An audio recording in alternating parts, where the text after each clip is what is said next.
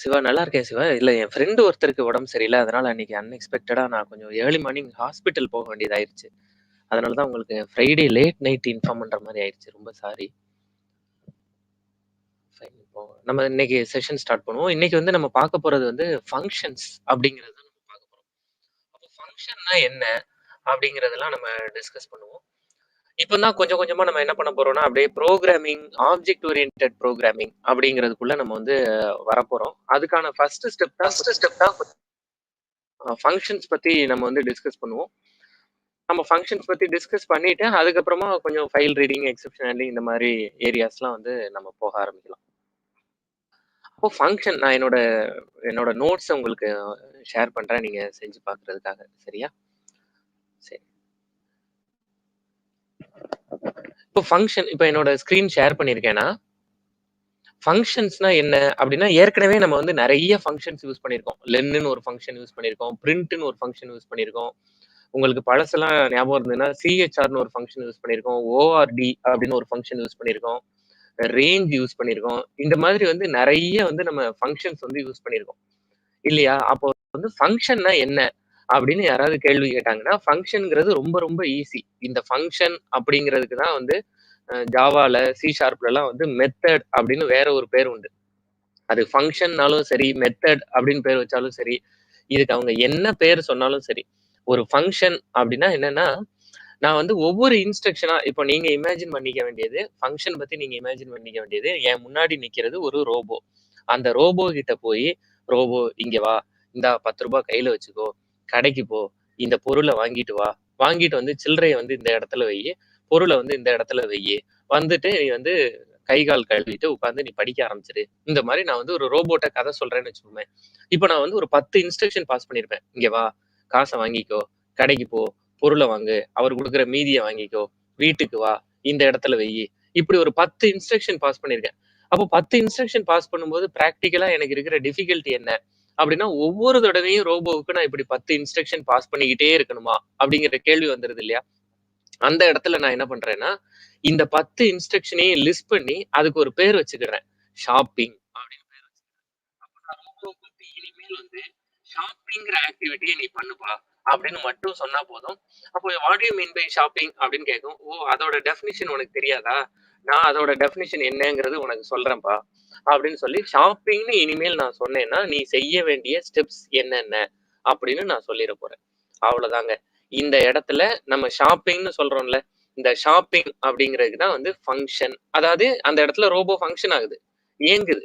அதனால ஷாப்பிங்ன்னு சொல்றதுக்கு பேரு தான் வந்து ஃபங்ஷன் அப்படின்னு பேரு.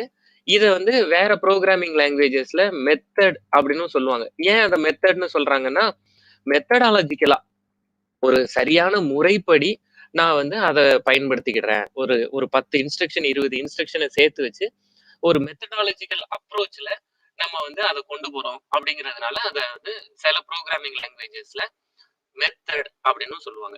அப்போ இப்போ இந்த டிஸ்கஷன்ல இருந்து ஷாப்பிங்னா அதாவது ஃபங்ஷன்னா என்ன, மெத்தட்னா என்ன அப்படிங்கிறது உங்களுக்கு புரிஞ்சிருக்கும் அப்படின்னு நினைக்கிறேன்.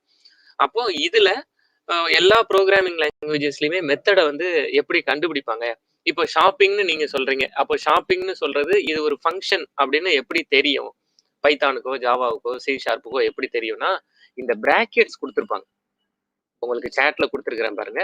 இந்த இந்த பிராக்கெட்ஸ் வந்து குடுத்திருப்பாங்க. இப்படி வந்து பிராக்கெட்ஸ் குடுத்திருப்பாங்க. இந்த பிராக்கெட்ஸ் குடுத்தத பார்த்த உடனேயே பைத்தானோ, ஜாவாவோ இது வந்து ஒரு ஃபங்ஷன். இந்த இடத்துல நம்மள வந்து ஒரு வேலை செய்ய சொல்லியிருக்காங்க. அந்த வேலைக்கு வந்து பிரிண்ட்ன்னு பேரு.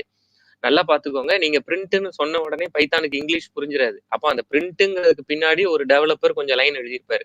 அததான் நம்ம வந்து ஃபங்ஷன் அப்படின்னு சொல்றோம். அதுதான் ஃபங்ஷனோட டெஃபினிஷன். அப்போ பிரிண்ட்ங்கிறது ஃபங்ஷனோட நேம். அவ்வளவுதான். அப்போ ஃபங்ஷன்னா என்ன? இல்ல மெத்தட்னா என்ன? அப்படிங்கிறது நமக்கு தெரியும். கண்டிப்பா ஃபங்ஷன் அல்லது மெத்தட் அப்படிங்கிறதுக்கு இந்த பிராக்கெட்ஸ் இருக்கணும் அப்படிங்கிறது நமக்கு தெரியும். அப்போ பைத்தான்ல இத ஃபங்ஷன்னு சொல்லுவாங்களா? மெத்தட்ன்னு சொல்லுவாங்களா? அப்படின்னா பைத்தான்ல நார்மலா இத ஃபங்ஷன்னு சொல்லுவாங்க. ஆப்ஜெக்ட் ஓரியன்டட் புரோகிராமிங் பண்ணும்போது பைத்தான்ல இத மெத்தட்ன்னு சொல்ற இடங்களும் இருக்கு. அதனால நீங்க என்ன வார்த்தை வேணாலும் சொல்லிக்கோங்க. ஆனா ஃபங்ஷன்னா என்னங்கிறது நமக்கு இப்போ புரியணும். அப்போ ஃபங்ஷன் கண்டிப்பா ஃபங்ஷன்னா ஒரு ஃபங்ஷன் நேம் இருக்கும். கண்டிப்பா ஒரு பிராக்கெட்ஸ் இருக்கும். இது எல்லா லாங்குவேஜ்லயுமே பொதுவா இருக்கும். அப்படிங்கிறது உங்களுக்கு புரிஞ்சிருந்தா போதும். அப்ப எல்லா லாங்குவேஜ்லயும் பொதுவா இருக்கும்னா இந்த பிராக்கெட் எதுக்காக அப்படின்னா இந்த பிராக்கெட்ல தான் நீங்க வந்து இந்த ஃபங்க்ஷனுக்கு தேவையான இன்புட்ஸ் பாஸ் பண்றீங்க. இப்ப நான் உங்ககிட்ட என்ன சொன்னேன்? ஷாப்பிங் அப்படின்னு சொன்னேனா, அப்போ வந்து ஷாப்பிங் அப்படிங்கிற ஆக்ஷன நான் வந்து ரோபோ பண்ண சொல்றேன். அப்ப காசு கேட்கும்ல. அந்த காச தான் நான் வந்து ரூ. 100 அப்படின்னு இங்க குடுத்துர்றேன். இதுதான் நான் குடுக்குற ஃபங்ஷன். இப்ப ரோபோவ கூப்பிட்டு எனக்கு வந்து ஒரு ஒரு ஒரு மேத்தமேட்டிக்கல் கால்குலேஷன் வேணும். ஒரு ஏரியா வந்து நான் லென்த், பிரெட்த் எல்லாம் குடுத்துர்றேன். ஏரியா கால்குலேட் பண்ணணும். அப்போ இதுதான் லென்த், இதுதான் பிரெட்த் நான் குடுத்துர்றேன். அப்படின்னா இந்த இடத்துல 10x4 வேணும்னா இது 2 தான் இதுக்கான இன்புட்ஸ். இந்த ஃபங்ஷனுக்கு பிராக்கெட்ஸ்ல குடுக்கிறது தான் ஃபங்ஷனோட இன்புட்ஸ். இது புரியுதா? அப்போ இந்த இன்புட்ஸ் இது ஃபங்ஷன். இந்த பிராக்கெட்ஸ்ல இருக்கிறது இன்புட்ஸ். அப்போ அந்த இன்புட்ஸ் வந்து ஒரு இன்புட் குடுக்கலாமா? நிறைய இன்புட் குடுக்கலாமா? அப்படின்னா ஒரு உங்களுக்கு எப்படி தேவையோ அப்படி. இப்போ நான் ஷாப்பிங்ல ஒரு இன்புட் வேணுங்கிறதுனால 100ன்னு குடுத்துட்டேன். கால்குலேட் அப்படிங்கிறதுல எனக்கு வந்து ஏரியா கால்குலேட் பண்ணணும். அப்போ ஏரியா கால்குலேட் பண்ணணும்னா 2 இன்புட் வேணும். அதனால 10,4 அப்படின்னு குடுத்துட்டேன். இதுவே பையார் ஸ்கொயர்ட், பையார் ஹெச் இந்த மாதிரி ஏதாவது ஒரு வேல்யூ கண்டுபிடிக்கணும் அப்படின்னா பையோட வேல்யூவும் நான் சேர்த்து 3.14 அப்படின்னு நான் சேர்த்து வந்து இந்த இடத்துல கொடுப்பேன். அப்போ நான் என்ன பண்ணணும்னு நினைக்கிறேனோ அப்படிப்பட்ட இன்புட்ஸை இங்க கொடுக்கலாம். அப்போ இந்த இன்புட்ஸா நான் ஸ்ட்ரிங்கை கொடுக்கலாமா? இந்த இன்புட்ஸா நான் வந்து இன்டீஜரை கொடுக்கலாமா? ஃப்ளோட்டை கொடுக்கலாமா? எல்லா டேட்டா டைப்பையும் கொடுக்கலாம். அப்போ எல்லா டேட்டா டைப்பையும் இன்புட்ஸா கொடுக்கலாம்னா நீங்க சொல்றது வந்து பேசிக் டேட்டா டைப்ஸை மட்டும் சொல்றீங்களா? அதாவது பில்டினா இருக்கிற 5 data type int, float, char இதெல்லாம் ஸ்ட்ரிங் இதை மட்டும் சொல்றீங்களா? அல்ல இல்லைன்னா நீங்க வந்து compound data types, mutable data types, immutable data டைப்ஸ்னு லிஸ்ட், டியூபிள், செட், டிக்ட் இதெல்லாம் படிச்சிருக்கிறேனே அதையும் சேர்த்து சொல்றீங்களா அப்படின்னு கேள்வி கேட்டா எல்லாத்தையும் சேர்த்து தான் சொல்றோம். நமக்கு சில இடங்கள்ல ஒரு லிஸ்டே கூட ஃபங்க்ஷனுக்கு இன்புட்டா தேவைப்படும். அந்த இடங்கள்ல லிஸ்ட்டை பாஸ் பண்ணிக்கலாம். சில இடங்கள்ல டிக்ஷனரி தேவைப்படும். அந்த இடங்கள்ல டிக்ஷனரி பாஸ் பண்ணிக்கலாம். அப்போ இந்த மாதிரி இன்புட்ஸ் வந்து எல்லா டேட்டா டைப்ல இருந்தும் நம்ம வந்து கொடுக்கலாம். அதுவும் ஒவ்வொரு இன்புட்டுக்கும் எப்படி தனித்தனியா இது தனி இன்புட் இது தனி இன்புட்னு காமிக்கிறது ரொம்ப ஈஸி. இந்த கமா தான் தனித்தனின்னு காமிக்கிறது. அப்போ இந்த இடத்துல 3 இன்புட் இருக்கு. இந்த இடத்துல ஒரு இன்புட் இருக்கு. இந்த ஒரு இன்புட் இன்டீஜரா இருக்கு. இங்க 2 இன்புட் இன்டீஜரா இருக்கு. ஒரு இன்புட் ஃப்ளோட்ல இருக்கு. இதே மாதிரி இன்னொரு விஷயத்தை எடுத்துட்டு நான் அதுல வந்து ஒரு ஸ்ட்ரிங் பாஸ் பண்ணணும்னா ஸ்ட்ரிங் பாஸ் பண்ணலாம். ஒரு பூலியன் வேல்யூ பாஸ் பண்ணணும்னா பாஸ் பண்ணலாம். லிஸ்ட், செட் எது வேணாலும் பாஸ் பண்ணலாம். இந்த இன்புட்ஸுக்காக தான் இந்த பிராக்கெட்ஸ். அப்போ இந்த பிராக்கெட்டுக்கும் இந்த ஃபங்க்ஷன் நேம் இப்போ ஷாப்பிங்கிறதோ கால்குலேட்டுங்கிறதோ தான் ஃபங்க்ஷன் நேம். இந்த பிராக்கெட்ஸுக்கும் இந்த ஃபங்க்ஷன் நேமுக்கும் இடையில எந்த ஸ்பேஸும் இருக்கக்கூடாது. ஸ்பேஸ் கொடுத்து வழக்கமா நம்ம ஸ்பேஸ் கொடுத்து பிராக்கெட்ஸ் எல்லாம் கொடுக்குற மாதிரி அப்படி கொடுத்துடக்கூடாது. அதை மறந்துடாதீங்க. அதோட சேர்ந்து இந்த இன்புட்ஸ்னு பேசுறோம் இல்லையா? இந்த இன்புட்ஸோட இன்னொரு பேர் தான் பேராமீட்டர் ஆர் ஆர்குமெண்ட். இதை நம்ம ஏற்கனவே பேசியிருக்கோம். Parameter argument. டெக்னிக்கலா இது வந்து பேராமீட்டர்னு சொல்லுவாங்க, இல்ல ஆர்குமெண்ட்னு சொல்லுவாங்க. அது எந்தெந்த இடத்துல எப்படி பேர் சொல்லுவாங்க அப்படிங்கறதெல்லாம் பின்னாடி சொல்றேன். இதுக்கு என்ன பேர் வச்சுக்கிட்டாலும் சரி, இதுக்கு நீங்க வந்து நான் கொடுக்குற இன்புட்னு பேர் வச்சுக்கிட்டாலும் சரி, நீங்க பேராமீட்டர்னு பேர் வச்சுக்கிட்டாலும் சரி, ஆர்குமெண்ட்னு பேர் வச்சுக்கிட்டாலும் சரி, என்ன பேர் வச்சு புரிஞ்சுக்கிட்டாலும் அந்த ஃபங்க்ஷனுக்கு நீங்க கொடுக்குற ஃபீடிங் ஃபுட் வந்து இதுதான். இந்த ஃபீடிங்கை வச்சுதான் இந்த ஃபங்க்ஷனை பைத்தான் பண்ண ஆரம்பிக்கும். இது வரைக்கும் பேசியிருக்கிறது புரியுதா? Sir can we use upper case for function name? பண்ணலாம். ஆனா பொதுவா பண்றது இல்ல. அது வந்து எப்படின்னா நேமிங் கன்வென்ஷனுக்காக அப்பர் கேஸ் யூஸ் பண்றது இல்ல. பைத்தான்ல வந்து அப்பர் கேஸ் கொடுக்கறதே கான்ஸ்டன்ட் வேல்யூஸ்க்கு அப்பர் கேஸ் கொடுப்பாங்க. அந்த மாதிரி ஒரு முறை இருக்கிறதுனால ஃபங்க்ஷன்ஸை வந்து ஏன்னா ஃபங்க்ஷன்ங்கிறது ஒரு ஆக்ஷன். ஆக்ஷனை நம்ம வந்து ரன்னிங்கிறது எப்பவுமே அப்பர் கேஸ்ல எழுத மாட்டோம்ல. ரன்னிங், ஸ்லீப்பிங்கிறதெல்லாம் அப்பர் கேஸ்ல இங்கிலீஷ்லயே எழுத மாட்டோம். அதனால இங்கேயும் எழுதுறது இல்லை. நல்ல கொஸ்டின். இது வரைக்கும் அப்போ ஃபங்க்ஷன்னா என்ன அப்படிங்கிறது உங்களுக்கு புரியுதா? ஃபங்க்ஷன் இல்ல மெத்தட் அப்படிங்கிறது உங்களுக்கு புரியுதா? இப்போ வாட் இஸ் ஃபங்க்ஷன் அப்படின்னு கேள்வி கேட்கறாங்க. Do you know any idea about function? Do you have any idea about function அப்படின்னு கேட்கறாங்க. Yes I have. Okay, what do you mean by function அப்படின்னு கேட்கறாங்க. என்ன பதில் சொல்லுவீங்க? சாட்ல கொடுக்குறீங்களா?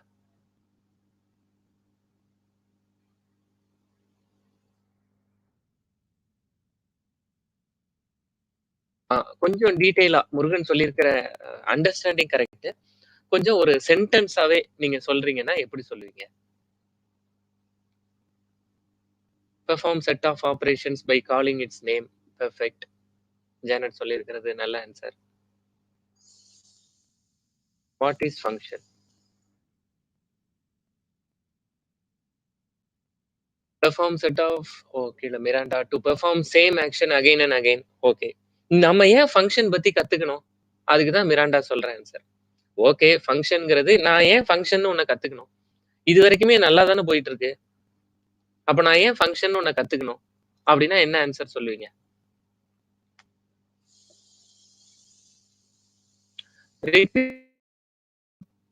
ரிப்பீட்டட் ஆக்ஷன்லாம் set of instructions in a block which holds a repeated set of action. Correct. இப்போ நீங்க யார் யாருக்கெல்லாம் வந்து ஃபங்ஷன்ங்கிறதுக்கு ப்ராப்பர் டெஃபினிஷன் வந்து டக்குன்னு தோணலையோ, அவங்க இந்த சாட்ல இருந்து உங்களுக்கு எந்த டாஸ்க் என்ன பாயிண்ட் நல்லா புரியுதோ கண்டிப்பா அத எடுத்துக்கோங்க. Reduce repeated action. கரெக்ட். ஒவ்வொரு தடவையும் போய் போய் 10 தடவ 10 வரிய திரும்ப திரும்ப சொல்றதுக்கு பதிலா, ஒரு தடவ சொல்லி பேர் வச்சாச்சு. இதுக்கப்புறம் அந்த பேர சொன்னாலே அந்த ஆக்ஷன் நடக்க ஆரம்பிச்சுரும். அப்போ இது மூலமா இந்த ஃபங்ஷன்ங்கிற ஒண்ண கத்துக்கிடுறது மூலமா என்னோட புரோகிராமிங்கோட எஃபர்ட் வந்து குறையுது. நான் வந்து குறைஞ்ச எஃபர்ட்லயே புரோகிராம நல்லா பண்ணலாம். அப்படிங்கிறது புரியுதா? Group of statement repeatedly required which are defined in a single unit. Whenever we want, we can call that single unit by writing multiple lines. Perfect. நல்ல டீடைல்டு ஆன்சர். இப்படி சொன்னா நல்லா புரிஞ்சு சொல்ற மாதிரி ஃபீலிங் இருக்குமா? கரெக்ட். நல்ல ஆன்சர்.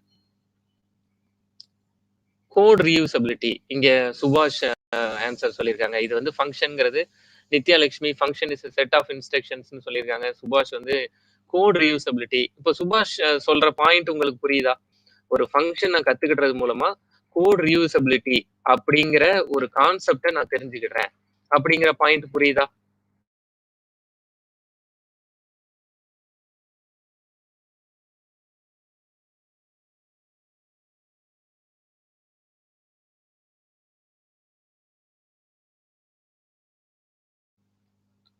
நைஸ். அப்போ ஃபங்க்ஷன் பத்தி இப்போ ஃபங்க்ஷனோட யூசேஜே வந்து கோட் ரீயூசபிலிட்டி தான் அப்படிங்கிறது நமக்கு புரிஞ்சாலே போதும். சரி, இப்போ நம்ம வந்து பேக் நம்மளோட ப்ரோக்ராம்க்கு வந்துடலாம். இப்போ இங்க எழுதியிருக்கிற ப்ரோக்ராம் பாருங்க, ரொம்ப குட்டியான ஒரு ப்ரோக்ராம், ஒண்ணுமே இல்ல. இதுல நிறைய விஷயம் நான் இன்னும் உங்களுக்கு சொல்லவும் இல்ல. இப்போ இதை ட்ரை பண்ணி பாருங்க. இதை அப்படியே கொடுத்து இந்த மைக்ரோ ப்ரோக்ராம் நீங்க வந்து ட்ரை பண்ணி பாருங்க. நான் உங்களுக்கு இந்த ப்ரோக்ராம் சாட்ல அனுப்பிச்சிருக்கிறேன். இதை ட்ரை பண்ணி பாருங்க. ப்ரோக்ராம் என்ன பண்ணுது அப்படிங்கறத சொல்றேன். இங்க பாருங்க, இந்த ப்ரோக்ராமோட எப்பவுமே நல்லா பாத்துக்கோங்க. நீங்க ஒருவேளை ஜாவா பேக்ரவுண்ட், C++ பேக்ரவுண்ட்ல இருந்தெல்லாம் வந்தீங்கன்னா மெத்தட ஃபர்ஸ்ட் ஃபங்க்ஷனை ஃபர்ஸ்ட் கால் பண்ணுவீங்க. கால் பண்ணதுக்கு அப்புறம் அது எரர் காமிக்கும். அதுக்கப்புறம் டிஃபைன் பண்ணுவீங்க. பைத்தான் ஒரு இன்டர்பிரட்டர் லாங்குவேஜ். அதை மறந்துடாதீங்க. அப்போ இன்டர்பிரட்டர் லாங்குவேஜ்ங்கிறதுனால முதல்லயே டெஃபினிஷன் கொடுக்கணும். முதல்ல டெஃபினிஷன் கொடுத்துட்டு அதுக்கப்புறமா அந்த ஃபங்க்ஷனை நம்ம கால் பண்ணிக்கலாம். சும்மா இந்த இடத்துல நான் என்ன பண்ணியிருக்கிறேன் அப்படின்னா, எப்படி பிரிண்ட் ஸ்டேட்மெண்ட் ஃபங்க்ஷன் ஆகுமோ அதே மாதிரி சம் அப்படின்னு ஒரு ஃபங்க்ஷன் இருந்தா அது எப்படி ஃபங்க்ஷன் ஆகுங்கிறத சொல்லியிருக்கிறேன். இதோட ரிசல்ட்டை மட்டும் பார்த்து வச்சுக்கோங்க எப்படி இருக்குங்கிறத. இந்த இடத்துல சம் அப்படிங்கிறது தான் ஃபங்க்ஷனோட நேம். அப்போ எஸ், இந்த சம் அப்படிங்கிறது நம்ம தான் சம்னா சம் பண்றது, ஆட் பண்றதுங்கிறது நமக்கான அண்டர்ஸ்டாண்டிங். நமக்கு இங்கிலீஷ் தெரியும், சம்னா என்னன்னு சொல்லிடுவோம். பைத்தானுக்கு தான் இங்கிலீஷ் தெரியாதே. பைத்தானோட டெவலப்மெண்ட் கிட்டுக்கு இங்கிலீஷ்லாம் தெரியாது. அப்போ பைத்தான் கிட்ட போய் சம்னா என்ன பண்ணணுங்கிறத நான் தான் சொல்லணும். அப்போ ஒரு டெவலப்பரா சம் அப்படிங்கிற ஒரு ஃபங்க்ஷன்னா அதோட டெஃபினிஷன் என்ன, அந்த ஃபங்க்ஷன் செய்ய வேண்டிய ஸ்டெப்ஸ் என்னென்ன அப்படின்னு சொல்ல வேண்டிய பொறுப்பு ஒரு டெவலப்பரா நம்ம ஒவ்வொருத்தரோடது. அந்த பொறுப்பை தான் நம்ம இங்கே செஞ்சிருக்கிறோம். அப்போ பைத்தான்ல வந்து எப்படி வந்து ஒரு ப்ரோக்ராமுக்கான ஃபங்க்ஷன் கொடுப்பாங்க அப்படின்னா, முதல்ல டிஇஎஃப் அப்படின்னு எழுதிக்கிடுவாங்க. டிஇஎஃப் அப்படிங்கிறது ஒரு கீவேர்ட். டெஃபினிஷன் அப்படிங்கிறதுக்கான ஷார்ட் ஃபார்ம். நான் ஒரு டெஃபினிஷன் சொல்ல போறேன். அப்போ பைத்தான் கேட்கும்ல, எதுக்கு டெஃபினிஷன் சொல்ல போறீங்க? நான் சம்முன்னு சொல்லி யாராவது கேட்டு வந்தாங்கன்னா, சம்முன்னு சொல்லிட்டு 2 நம்பரை ரிட்டர்ன் கொடுத்துருப்பா அப்படின்னு நான் வந்து ஒரு டெஃபினிஷன் சொல்ல போறேன். அப்போ பைத்தான்ல நீங்க எந்த ஃபங்க்ஷன் எழுதணும்னாலும் முதல்ல டிஇஎஃப் அப்படிங்கிற எழுத்தை எழுதிக்கணும். அதுக்கப்புறம் ஒரு ஸ்பேஸ் கொடுத்துக்கணும். அந்த ஸ்பேஸுக்கு அப்புறம் உங்களுக்கு என்ன ஃபங்க்ஷன் நேமோ அதை எழுதிக்கணும். அதுக்கப்புறமா இந்த இந்த இன்புட்ஸுக்கான வேல்யூஸை நம்ம இங்கே ஹோல்ட் பண்ணி வைக்கிறோம். இது புரியுதா? இதுல நான் ரொம்ப டீட்டெயிலா சொல்லல. இன்னும் இந்த ஆர்குமெண்ட்ஸ் பத்திலாம் நான் சொல்லல. சும்மா ஒரு பேசிக்கான ஒரு ஃபங்க்ஷன் பத்தி காமிக்கிறேன், அவ்வளவுதான். அதே மாதிரி இது புரியுதான்னு பாருங்க. சும்மா தமிழ்லயே வந்து எனக்கே முந்தா நாள் தான் இந்த ப்ரோக்ராம் எடுத்து எழுதும்போது தான் பாலிண்ட்ரம் அப்படிங்கிறதுக்கான தமிழ் வார்த்தை வந்து இருவழி சொல் அப்படின்னு ஒண்ணு இருக்குங்கிறதே தெரியும்.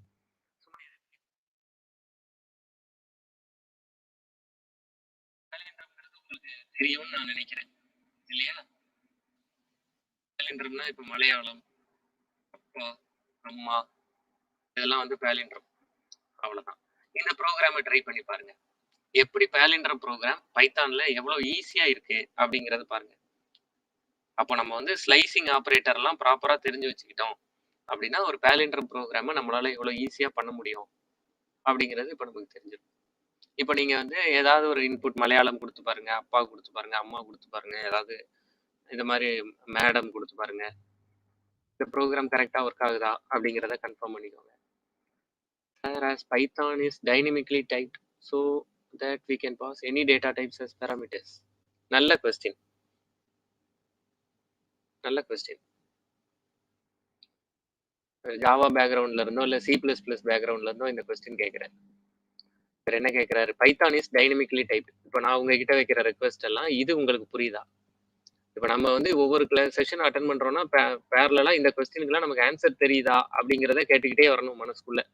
ஒருவேளை ஆன்சர் தெரியலன்னா ஒன்றும் தப்பு கிடையாது. ஆனா இன்னைக்கு போயிட்டு இதுக்கான ஆன்சர் தெரிஞ்சுக்கோங்க. Python is dynamically type. ஏன்னா பைத்தான்ல டேட்டா டைப் கிடையாது. அதாவது டேட்டா டைப்பை எக்ஸ்பிளிசிட்டா சொல்றது கிடையாது. இது நம்ம முன்னாடி ஃபர்ஸ்டோ 2வது கிளாஸ்லயோ பார்த்துருப்போம். Python is dynamically type. அதனால நம்ம வேல்யூ பாஸ் பண்ணும்போது டேட்டா டைப்ஸ் எந்த டேட்டா டைப்லயும் பாஸ் பண்ணலாமா? எந்த டேட்டா டைப்லயும் பாஸ் பண்ணலாம். அதுக்கப்புறமா டெஃபினிஷன்ல அதை ப்ராப்பரா ஹேண்டில் பண்ணிக்கணும்.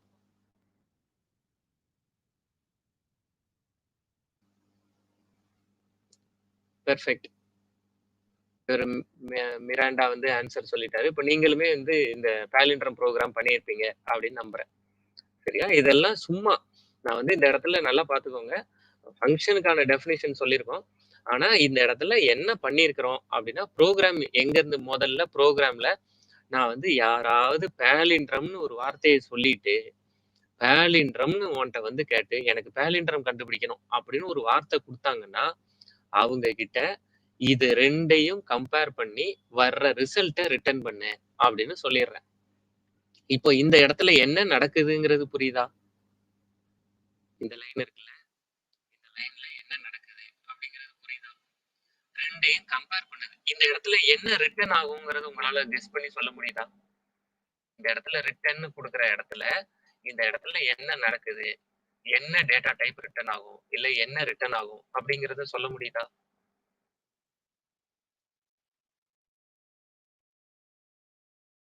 ரொம்ப ஈஸி. நான் இந்த ப்ரோக்ராமை எக்ஸ்பிளைன் பண்றேன். ஒருவேளை உங்களுக்கு புரியாதவங்களுக்கு எக்ஸ்பிளைன் பண்றேன். புரிஞ்சவங்க இதுக்கான ஆன்சர் சொல்லிட்டு வாங்க. True or false? கரெக்ட். இப்ப பாருங்க. இப்ப நான் பைத்தான்ட்ட போய் என்ன சொல்லிட்டேன்? நான் வந்து ஒரு டெஃபினிஷன் சொல்றேன்ப்பா. ஓகே. எதுக்கு டெஃபினிஷன் சொல்ற? அப்படின்னு பைத்தான் என்கிட்ட கேக்குது. நான் பாலிண்ட்ரம்க்கு டெஃபினிஷன் சொல்றேன்.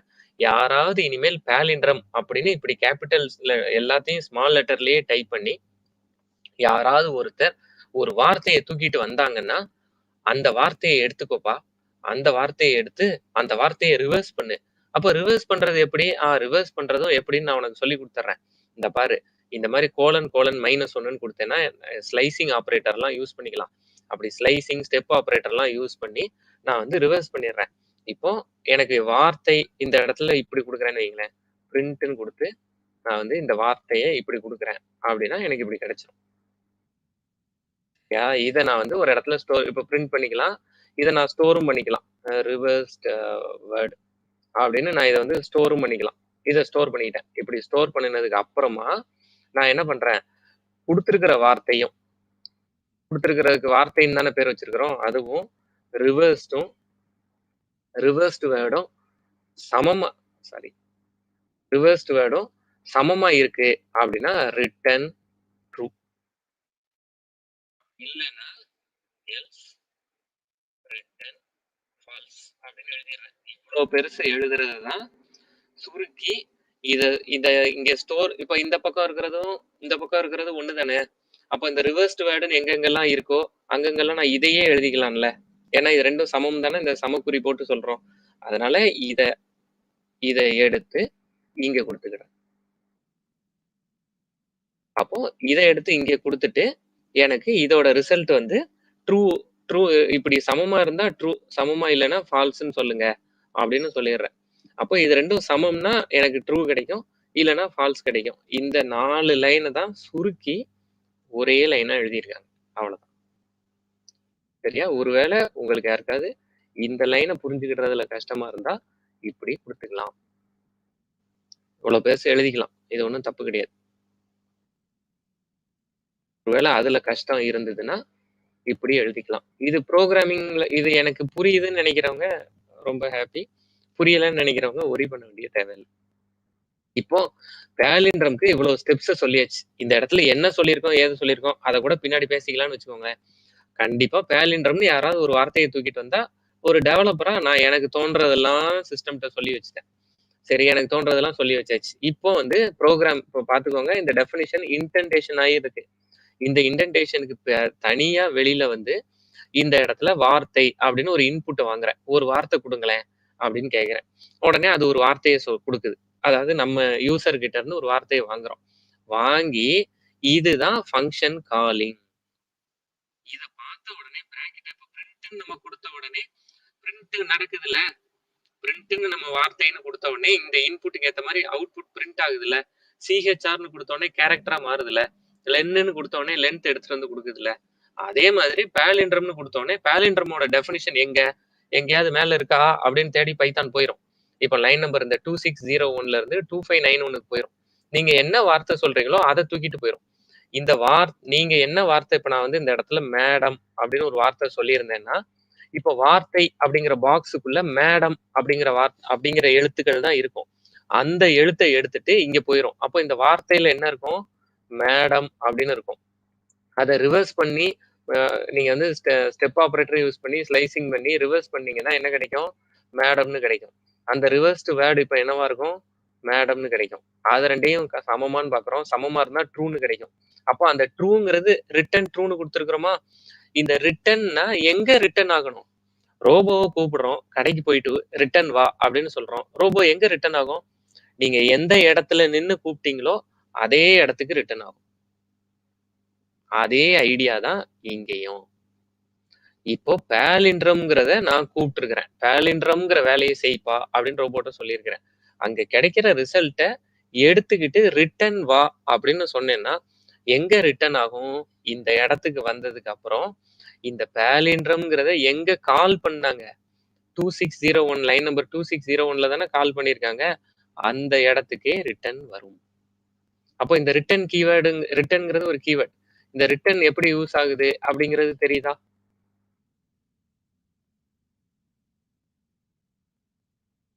ரிட்டர்ன் அப்படிங்கிறது எங்க இது புரியுதா? அப்படி புரியறவங்க what is the significance of return? Why do we give return?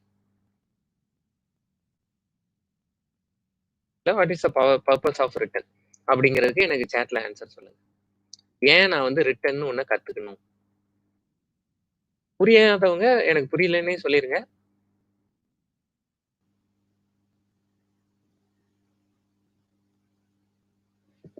Response to the caller to get the output. To get the output return statement கண்டிப்பா வேணுமா?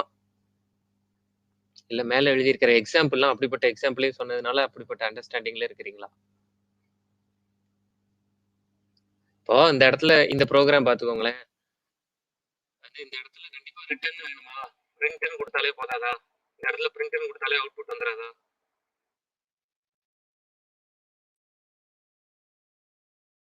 டு கெட் அவுட்புட்னு நினைக்கிறவங்க, இப்போ இந்த ப்ரோகிராம நம்ம இப்படி மாத்திட்டோம்னு வச்சுப்போமே. இந்த ரிசல்ட்ட கமெண்ட் பண்ணிடுறேன். மாத்திட்டோம். சரியா? இந்த பிரிண்ட் எனக்கு தேவையில்ல. மாறிடுச்சு இந்த ப்ரோகிராம். இப்போ இந்த ப்ரோகிராம் ஒர்க் ஆகுமா? ஒருவேளை என்னோட எக்ஸாம்பிள் தப்பா இருக்கலாம்.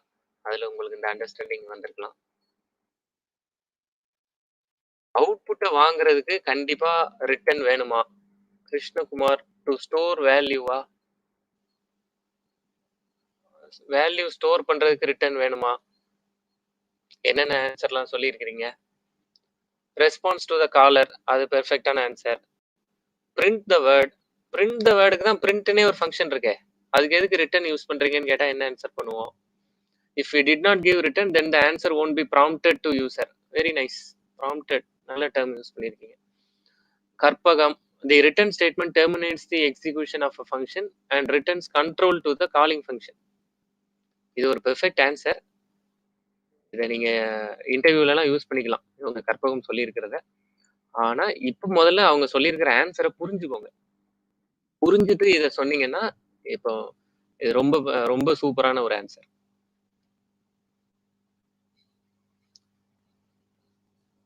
Repeat the same function. Repeat the same ஃபங்க்ஷனுக்கு ரிட்டர்ன் வேணுமா? ரிப்பீட் த சேம் ஃபங்க்ஷனுக்கு திரும்ப திரும்ப அந்த ஃபங்க்ஷனை கால் பண்ணிக்கோங்க. Word sum of argument so return is needed. ஆமா, திவ்யா சொல்ற இப்ப ஆன்சர் வந்து கரெக்ட் தான். Miranda function should return a value for the calling function. Go back to the calling place. இதுதான் ஈஸியா புரிஞ்சுக்கிறது. நல்லா பாத்துக்கோங்க, எல்லா இடத்துலயும் ரிட்டர்ன் ஸ்டேட்மெண்ட் அப்படிங்கிற ஒண்ணு தேவை கிடையாது. இப்ப ரோபோ நான் உங்ககிட்ட சொன்ன எக்ஸாம்பிள் என்ன, அதை போய் கடைக்கு போய் ஏதோ ஒரு பொருள் வாங்கிட்டு வர சொன்னேன் அப்படின்னு சொல்றேன். இப்ப என்ன பண்றதுங்க அப்படின்னு ரோபோ என்கிட்ட வந்து கேக்குது. போப்பா போய் கொஞ்ச நேரம் ரெஸ்ட் எடு அப்படின்னு நான் ரோபோ கிட்ட சொல்லிடுறேன். அப்போ ரெஸ்ட் எடுன்னு சொல்லிட்டா ரோபோ என்னை விட்டு போயிடும். என்னை விட்டு போற இடத்துல ரோபோ கண்டிப்பா எனக்கு ரிட்டர்ன் ஆகணுங்கிற எக்ஸ்பெக்டேஷன் என்கிட்ட கிடையாது. அப்போ ஃபங்க்ஷன் ஒண்ணு இருந்தாலே கண்டிப்பா ரிட்டர்ன் அப்படிங்கிற ஒண்ணு தேவை கிடையாது. சரியா? Any remaining lines of code after the return statement will not be executed. Any remaining line of code after the return statement will not be executedங்கிறது பைத்தான்ல கிடையாது. அது ஜாவால தான் உண்டு. நீங்க சொல்ற இது ஜாவால தான் உண்டு, இது பைத்தான்ல கிடையாது. பைத்தான்ல ரிட்டர்ன் ஸ்டேட்மெண்ட்டுக்கு கீழே நீங்க கொடுக்கலாம். சரியா? பிரிண்ட் எல்லாம் அதுல கொடுத்து பாருங்க, அது ஒர்க் ஆகும். ரிட்டர்ன்ங்கிறது இவங்க கற்பகம் சொல்லியிருக்கிறது, ஆனந்த் சொல்லியிருக்கிறது, மேல திவ்யா சொல்லியிருக்கிறது, இதெல்லாம் வந்து ஒரு பெர்ஃபெக்டான ஆன்சர். இந்த ரிட்டர்ன் ஸ்டேட்மெண்ட் ரிட்டர்ன் இவங்க சொல்றதுக்கு இப்ப கீழே இருக்கிற எக்ஸாம்பிள் வச்சுப்போம், அதை வச்சுட்டு புரிஞ்சுக்கோங்க. இங்க பாருங்க, கற்பகம் சொல்ற ஆன்சர் என்ன, இதை எடுத்துட்டு இந்த ரெண்டையும் எடுத்துக்கிறேன். இதை ரெண்டையும் எடுத்துட்டு நம்மளோட ப்ரோக்ராமுக்கு, இந்த பாலிண்ட்ரம் கண்டுபிடிச்ச ப்ரோக்ராமுக்கு நம்ம போயிடுவோம். சரியா? the return statement terminates the execution of a function. இந்த இடத்துல if வந்து இந்த ப்ரோக்ராம் உங்களுக்கு எக்ஸ்பிளைன் பண்ணிட்டேன். இந்த இடத்துல ஒண்ணு நாலாவது லைன் டெஃபினிஷனுக்குள்ள வரும்போது ஒண்ணு இந்த லைன் வந்து ட்ரூன்னு கிடைச்சிருக்கணும். இந்த லைன் ட்ரூன்னு கிடைச்சா இந்த ஸ்டேட்மெண்ட் எக்ஸிக்யூட் ஆயிருக்கும். அப்படி இல்லைன்னா எல்ஸ் பார்ட்டுக்கு போயிருக்கும். ஏதோ ஒரு இடத்துல அந்த டெஃபினிஷனை பாருங்க, ஏதோ ஒரு இடத்துல நமக்கு ட்ரூவோ ஃபால்ஸோ கிடைச்சிருச்சு. கரெக்டா? ஏதோ ஒரு இடத்துல இந்த இடத்துல ட்ரூவோ ஃபால்ஸோ கிடைச்சிருச்சு. அப்படி கிடைச்ச உடனே இந்த return statement terminates the execution. இங்க ட்ரூன்னு கிடைச்சிருச்சு, இங்கேயே நமக்கு ட்ரூன்னு கிடைச்சிருச்சு. இங்க ட்ரூன்னு கிடைச்ச உடனே நீங்க ரிட்டர்ன் சொன்ன உடனே அம்போன்னு இந்த ப்ரோக்ராம் இந்த டெஃபினிஷன் எல்லாத்தையும் விட்டுட்டு, இந்த ஃபங்க்ஷனோட டெஃபினிஷன் எல்லாத்தையும் விட்டுட்டு நேரா திரும்ப இந்த இடத்துக்கு வந்துருது. கரெக்டா? அந்த இடத்துக்கு வந்து கையில இருக்கிறது ட்ரூவா ஃபால்ஸா அப்படிங்கிறத பாக்குது. அதுதாங்க ரிட்டர்ன். இந்த return statement terminates the execution of a function. Function execute ஆயிட்டு இருந்தது, நீங்க ரிட்டர்ன் சொன்ன உடனே ஐயோ இதுக்கு மேல நம்ம இங்க இருக்கக்கூடாது, ரிட்டர்ன் ஆக சொல்றாங்க அப்படின்னு குடுகுடுன்னு எங்க கால் பண்ணாங்களோ அங்க ஓடி போயிடுச்சு. கிட்டத்தட்ட நீங்க அதை போன் பண்ணி கால் பண்ணி திரும்ப வந்துருன்னு சொல்ற மாதிரி. And returns control to the calling area, to the calling point, to the calling function. இதுதான் காலிங் ஃபங்க்ஷன். அப்போ இந்த இடத்துக்கே ரிட்டர்ன் வருது அப்படிங்கிறது பெர்ஃபெக்டான ஒரு ஆன்சர். அப்படி ரிட்டர்ன் வரும்போது கையில ட்ரூவா ஃபால்ஸாங்கிறத தூக்கிட்டு வருது. நீங்க வெறுமனே ரிட்டர்ன் கூட கொடுக்கலாம், ஒன்றும் தப்பு கிடையாது. எதையும் தூக்கிட்டு வரணும்லாம் கட்டாயம் கிடையாது. கண்டிப்பா கையில ட்ரூவோ ஃபால்ஸோ எடுத்துட்டு வரணும் அப்படிங்கிறது நமக்கு தேவைப்படுறதுனால நம்ம அந்த ட்ரூவை ரிட்டர்ன் பண்றோம். அப்படி இல்லாம சீக்கிரம் வீட்டுக்கு வந்துரு, நீ ஒன்றும் பொருள்லாம் வாங்க வேண்டாம், மழை வர்ற மாதிரி இருக்கு அப்படின்னு கூட நம்ம ரோபோவை சொல்லி வீட்டுக்கு கூப்பிட்டுக்கலாம். அப்போ ரோபோ கையில எந்த ப்ராடக்டும் இல்லாம வீட்டுக்கு வர்றதெல்லாம் இருக்கலாம். Go back to the calling place, இதுவும் ஒரு பெர்ஃபெக்ட் ஆன்சர். ஒருவேளை இது புரியலன்னா நோட் பண்ணி வச்சுக்கோங்க. பின்னாடி ஒவ்வொரு ஃபங்க்ஷனா நம்ம பார்க்கும்போது பின்னாடி இதை டீட்டெயிலா இந்த ரிட்டர்ன் என்ன அப்படிங்கிறத நான் உங்களுக்கு கண்டிப்பா சொல்றேன். ஒருவேளை புரியாதவங்க இப்போதைக்கு ரிட்டர்னை ஸ்கிப் பண்ணிருங்க, ஃபங்க்ஷன் மட்டும் புரிஞ்சு வச்சுக்கோங்க. பின்னாடி என்னங்கிறத நான் டீட்டெயிலா சொல்றேன். அப்போ இந்த function if it does not return to starting point there will be no ordered execution of program. ஆமா, ஆனா ரிட்டர்ன் கம்பல்சரியா? எல்லா ஃபங்க்ஷனுக்கும் ரிட்டர்ன் ஸ்டேட்மெண்ட் கம்பல்சரியா?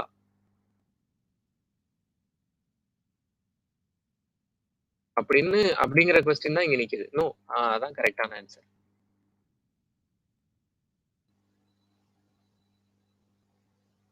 சரி, அப்ப நம்ம ரிட்டர்ன் பத்தி ஓரளவு பேசியிருக்கிறோம். பின்னாடி திரும்ப புரியாதவங்களுக்கு திரும்பவும் பேசுவோம்.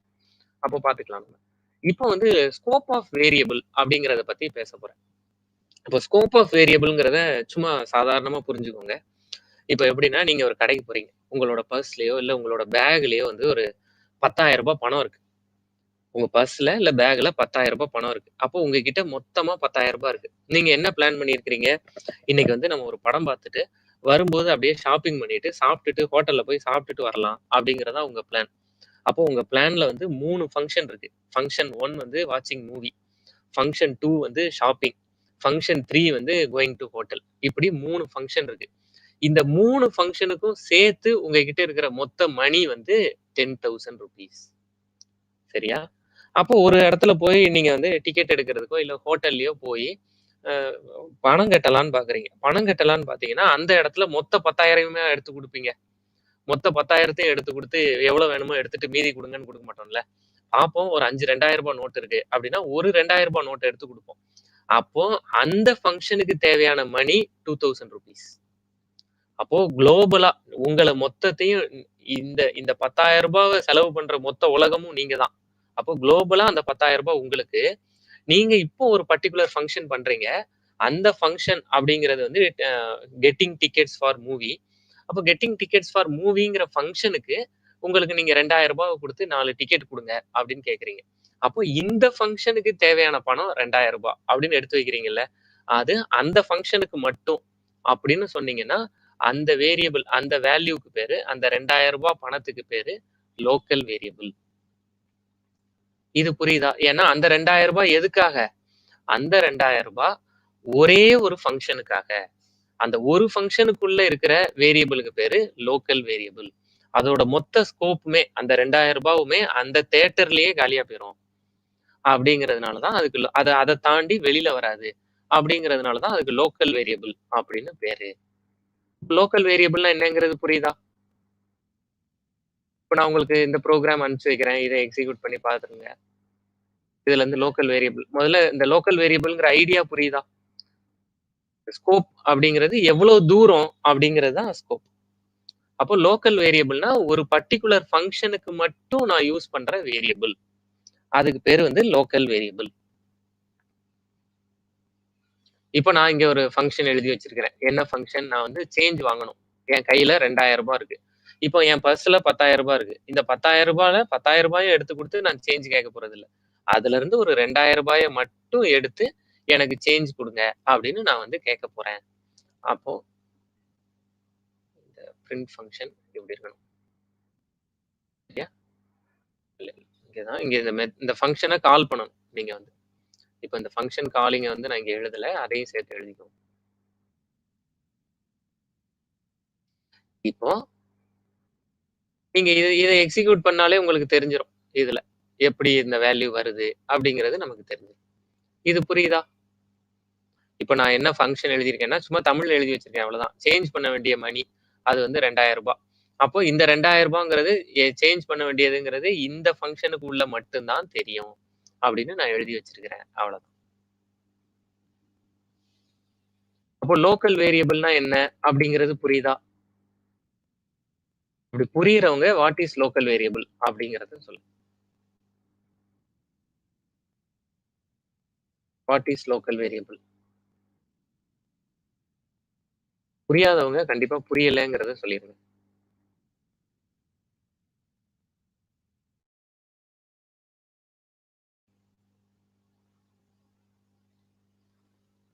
எல்லாருமே சைலண்ட் ஆயிட்டீங்க. A variable used inside the function. Super. Scope of the variable is inside the function is local. Can be referred within the function. Correct. Within the function only அப்படின்னு சேர்த்துக்கோங்க. Access only. உங்க பிரகாஷ் கொடுத்துருக்காங்களா? Access only inside a function. Accessible within that function, not outside access. Local variable is used within function. Super. எல்லாருமே நல்லா சொல்லியிருக்கீங்க. Local variable only used within the function block. Correct. A variable that is defined in a block is available in that block only. It is not accessible outside the block. Okay. ஒரே perfect டெஃபினிஷனா Karpagam குடுத்துட்டே போறாங்க. நமக்கு ரொம்ப யூஸ்ஃபுல்லா இருக்கு. Book definition மாரி குடுத்துட்டே போறாங்க. அப்ப நம்ம எங்கேயாவது இந்த கற்பகம் சொல்ற இந்த ஆன்ஸர் எல்லாம் நோட் பண்ணி வச்சுக்கோங்க. காப்பி பண்ணி ஒரு இடத்துல போட்டு வச்சுக்கோங்க. ஏன்னா நம்ம எங்கேயாவது இன்டர்வியூ போறோம், இல்ல யார்ட்டயாவது சொல்றோம் அப்படின்னா, இந்த மாதிரி ஆன்சர் சொன்னா, ரொம்ப புரிஞ்சு சொல்ற மாரி இருக்கும். நல்லாவும் இருக்கும்ல. அதனால நல்ல ஆன்சர் இதெல்லாம். நோட் பண்ணி வச்சுக்கலாம். ஓகே. இப்போ இதுதான் குளோபல் வேரியபிள். அவ்வளோதாங்க. இப்போ இந்த ப்ரோகிராம்ல இங்க பாருங்க. இந்த ப்ரோகிராம மொத்தத்தையும் எக்ஸிக்யூட் பண்ணி பாருங்க. இப்ப இதான் மொத்த ப்ரோகிராமும். இத எக்ஸிக்யூட் பண்ணி பாருங்க.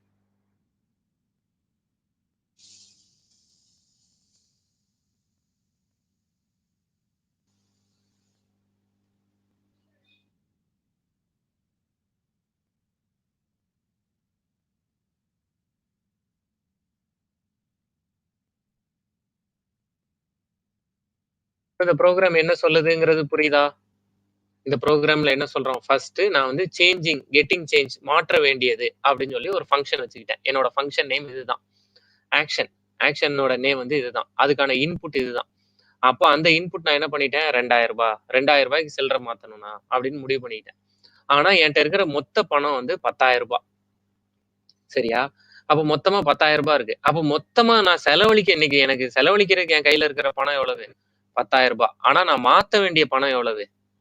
2,000 அப்படிங்கிறத நான் எடுத்துக்கிட்டேன். இப்ப சில்லற மாத்துனதுக்கு அப்புறம் என் கையில இருக்கிற பணம் எவ்வளவு? சில்லற மாத்துனதுக்கு அப்புறமும் அதே அளவு பணம் தானே கையில இருக்கும். செலவு பண்ணலைல. Sir how to type in தமிழா? நான் கலப்பை யூஸ் பண்றேங்க.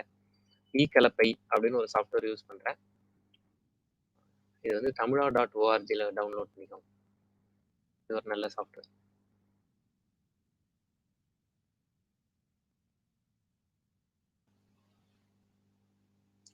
இது புரியுதா? சும்மா வந்து அதாவது எந்த ரீசனுமே இல்லாம தமிழ்ல ஃபங்ஷன் நேம்லாம் எழுதுறேன். உங்களுக்கு அது ஏதாவது டிஸ்டர்ப் பண்ணுது. உங்களோட அண்டர்ஸ்டாண்டிங்க்கு இப்படி நாங்க இங்கிலீஷ்லயே ஃபங்ஷன் நேம்லாம் பார்த்து பழகிட்டோம். நீங்க தமிழ்ல எழுதுறது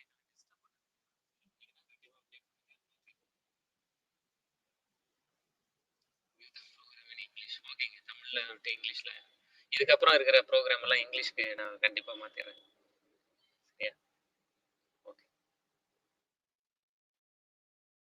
ஏதோ தற்செயலா கீழ இருக்கிற ப்ரோகிராம் இங்கிலீஷ்ல இருக்கு. இங்கிலீஷ்லயே வேணா மாத்திக்கிறேன். சரி. இப்ப இதுவரைக்கும் பேசியிருக்கிறது முதல்ல புரியுதா? இந்த ப்ரோகிராமோட அவுட்புட் எடுக்கிறோம். ஐ அம் கெட்டிங் எரரா? ஓ இங்கிலீஷ் தமிழ்ல இருக்கிறதுனால எரரா? No problem. அதான் இந்த மாதிரி ஃபீட்பேக்லாம் சொல்லிட்டீங்கன்னா கண்டிப்பா நான் மாத்திக்கிறேன். ஓகே. கண்டிப்பா நான் இனிமேல் இங்கிலீஷ்லயே டைப் பண்ணிடுறேன். Very sorry.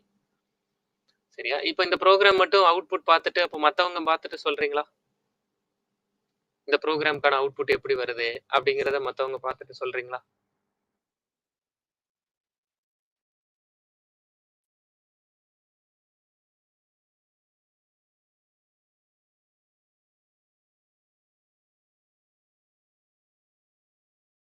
இப்படி அவுட்புட் வந்துருச்சா?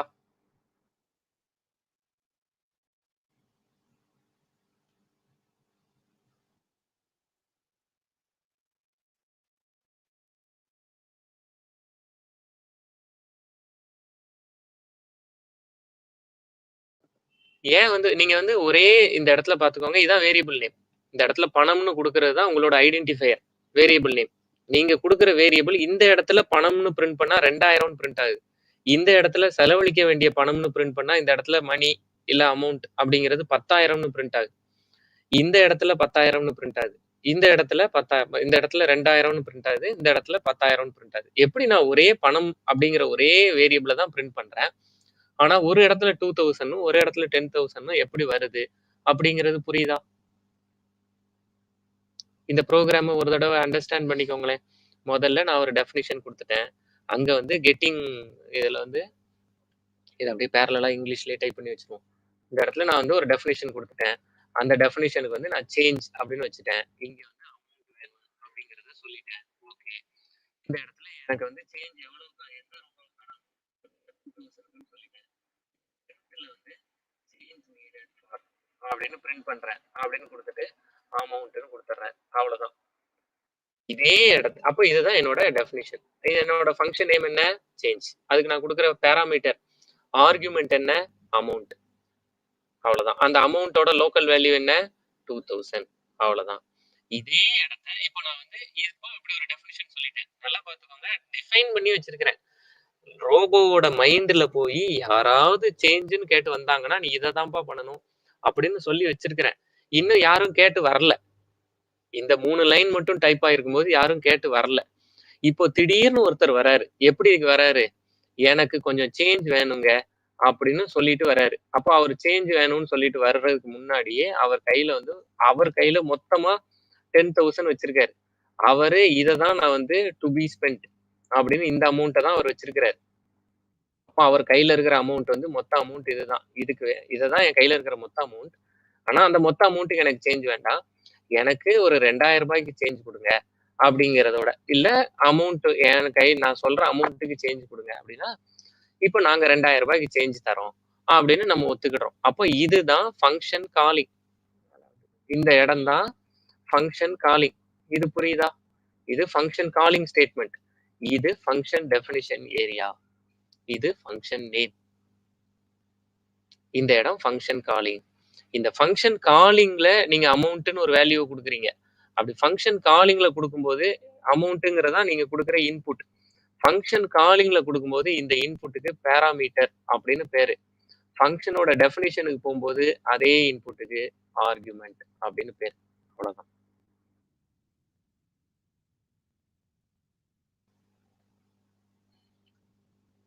இது வரைக்கும் பேசியிருக்கிறது புரியுதா?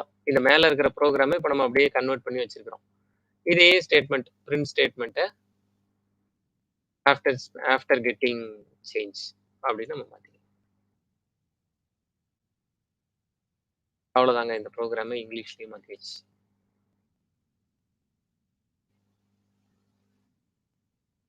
இது வரைக்கும் பேசியிருக்கிறது புரியுதா? அப்போ ஆர்குமென்ட்ன்னு எந்த இடத்துல சொல்லணும்? ஃபங்ஷன் அதாவது பாராமீட்டர்ன்னு எந்த இடத்துல சொல்லணும்? அப்படிங்கிறதெல்லாம் புரியுதா?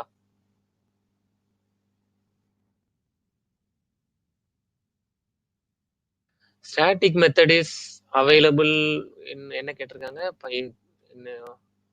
Sujith. Static method is available R not in Python. கண்டிப்பா இத வந்து எங்க டிஸ்கஸ் பண்ணுவோம்? ஊப்ஸ் டிஸ்கஸ் பண்ணும்போது அந்த கொஸ்டின் எடுத்துக்குவோம். இப்ப இந்த ப்ரோகிராம் புரியுதா? நல்லா பார்த்துக்கோங்க. இந்த ப்ரோகிராம்ல நம்ம ரிட்டர்ன்ங்கிற கீவேர்டே யூஸ் பண்ணல. ப்ரோகிராம் கரெக்ட்டா தான் வொர்க் ஆயிட்டு இருக்கு.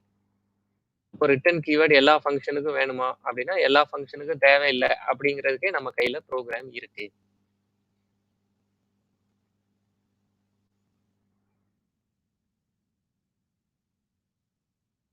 ஓகே. இதுவரைக்கும் பேசியிருக்கிறது புரியுதா? அப்படி புரியுதுன்னா நம்ம அடுத்து குளோபல்னு ஒரு கீவேர்ட் இருக்கு. அத கத்துக்கிடுறதுக்கு போலாம். இதுல நான் எதுவும் வெயிட் பண்ணணும் அப்படின்னா சொல்லுங்க.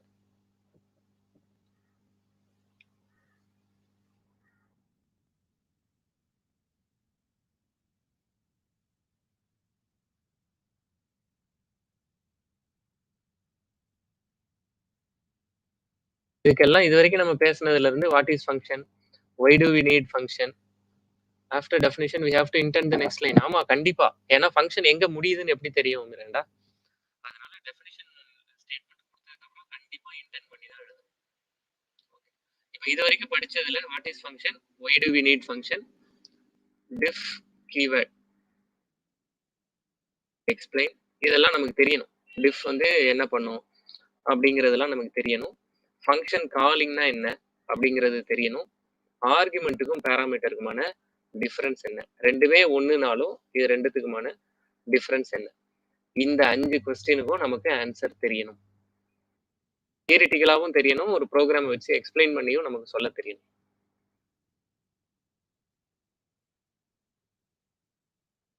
சரி. இப்போ அடுத்து நம்ம பார்க்க போறது குளோபல் அப்படிங்கிற ஒரு கீவேர்ட். பைத்தான்ல இருக்கிற குளோபல் கீவேர்ட் வந்து என்ன பண்ணும் அப்படிங்கிறத பார்க்க போறோம். அப்ப அந்த பார்க்கறதுக்கு சும்மா இந்த ப்ரோகிராமை எக்ஸிக்யூட் பண்ணுங்களேன். இந்த ப்ரோகிராமை எக்ஸிக்யூட் பண்ணி பாருங்க. என்ன ஃபீல் பண்றீங்க அப்படிங்கிறத சொல்லுங்க. இந்த ப்ரோகிராமை ரன் பண்ணும்போது உங்களுக்கு ஏதாவது இஷ்யூஸ் வருதா? அப்படி வருதுன்னா என்ன வருது? அப்படிங்கிறத பார்த்து சொல்லுங்க.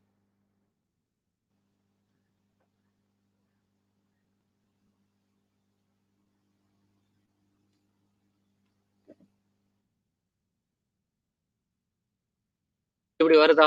Unbounded local error, local variable price reference before assignment அப்படின்னு எரர் மெசேஜ் வருதா?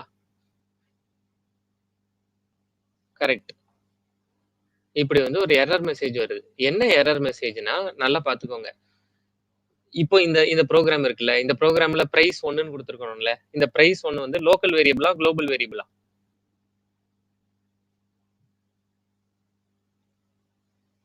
Global variable.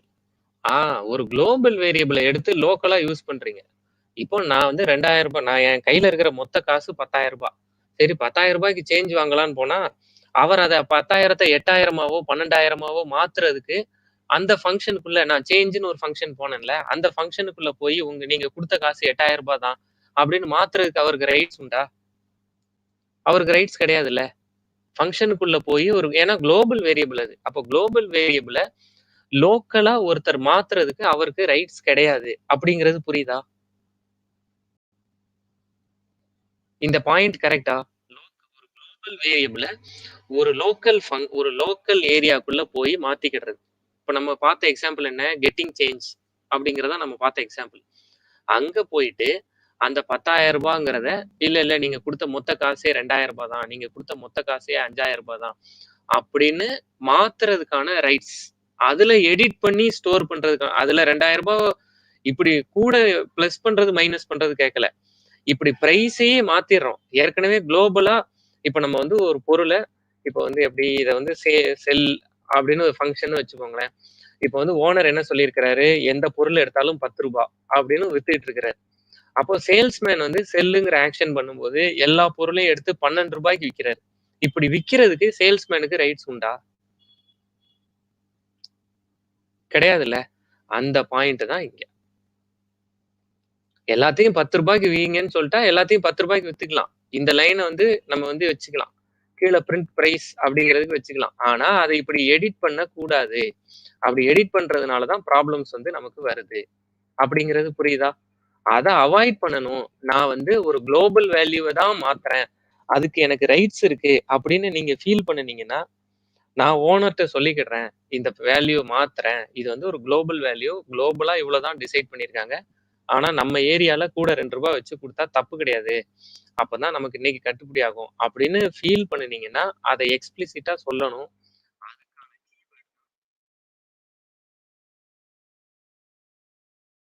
இப்ப என்ன பண்றோம்? இது குளோபல் வேரியபிள் தான். அந்த குளோபல் வேரியபிள தான் ரூ. 12ன்னு மாத்துறோம். ஆனா குளோபலாவே நம்ம வந்து ரூ. 12ன்னு மாத்துறோங்கிறத சொல்லிட்டே பண்றோம். அதுக்கான கீவேர்டு தான் குளோபல் அப்படிங்கிறது. இப்போ இத ட்ரை பண்ணி பாருங்க.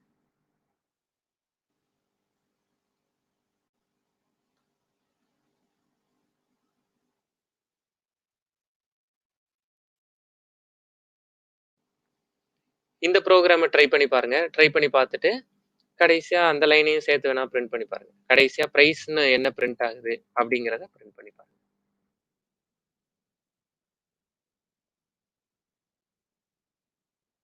நல்ல கொஸ்டின்.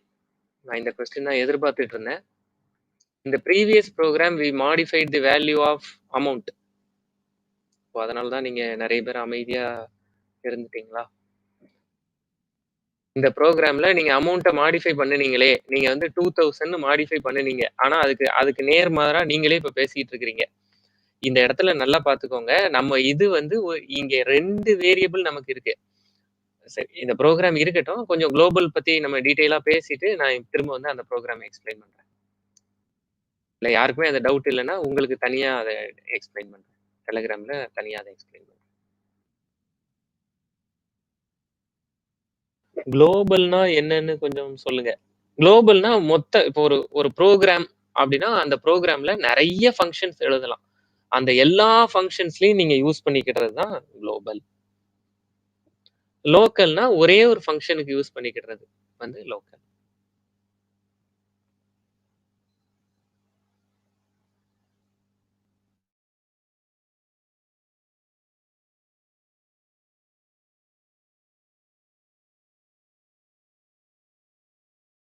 இப்ப நான் இன்னொரு ப்ரோகிராம் குளோபல், லோக்கல புரிஞ்சுக்கிறதுக்கு ஒரு ப்ரோகிராம் உங்ககிட்ட காமிக்கிறேன் பாருங்க.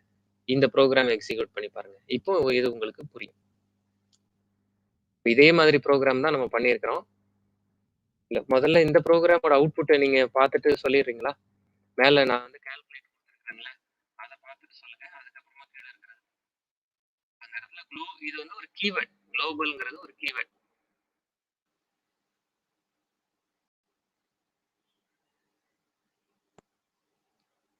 இப்ப பிரைஸ் வந்து 12ன்னு எப்படி பிரிண்ட் ஆகுது அப்படிங்கிறது தெரியுதா? பிரைஸ கால்குலேட்டுக்கு கீழயும் குடுத்து பாருங்க. இது ஏன் 12ன்னு மாறுச்சு? ஏன் முந்தின ப்ரோகிராம்ல அப்ப இதே ப்ரோகிராம் தான் முன்னாடியும் எழுதணும். இப்ப 2 ப்ரோகிராம் எழுதியிருக்கிறோம். மேல மேல இருக்கிற ப்ரோகிராமும் அதே தான் பாருங்க.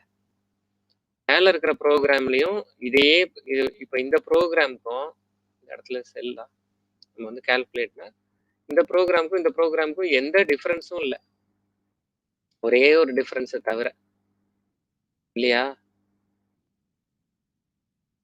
இப்ப இதையும் கம்பேர் பண்ணுங்களேன். இது ஒரு செட்டு. இந்த ப்ரோகிராம இங்க கால் பண்றீங்க. அதே தான் இங்கேயும். அதே தான். வேற எந்த இந்த குளோபல்ங்கிறத தவிர எதுவும் இல்ல. இந்த ஃபங்ஷன இங்க கால் பண்றீங்க. ஆனா மேல வந்து லோக்கல் அன்பவுண்டட் இந்த மாரிலாம் எரர் காட்டுது. அன்பவுண்ட் லோக்கல் எரர் அப்படின்லாம் எரர் காமிக்குது. கீழ வந்து எரர் காமிக்கல. இந்த டிஸ்கஷன் தான் பண்ணிட்டு இருக்கிறோம். Global price inside function. Correct.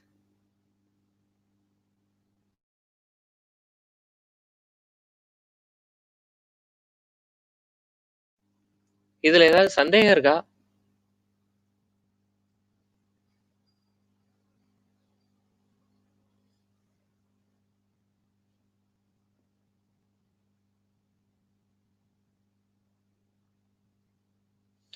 ரொம்ப சுருக்கமான பாயிண்ட் என்ன தெரியுமா? ஒரு குளோபல் வேல்யூவ லோக்கலா யூஸ் பண்ணலாம். எடிட் பண்ணக்கூடாது. அப்படிங்கிறது தான் பாயிண்ட்.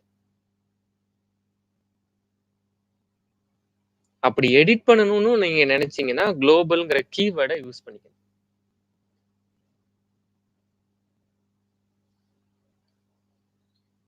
அப்படி குளோபல்ங்கிற கீவேர்ட யூஸ் பண்ணிக்கிட்டீங்கன்னா, குளோபலாவே அந்த வேல்யூ சேஞ்ச் ஆயிரும்.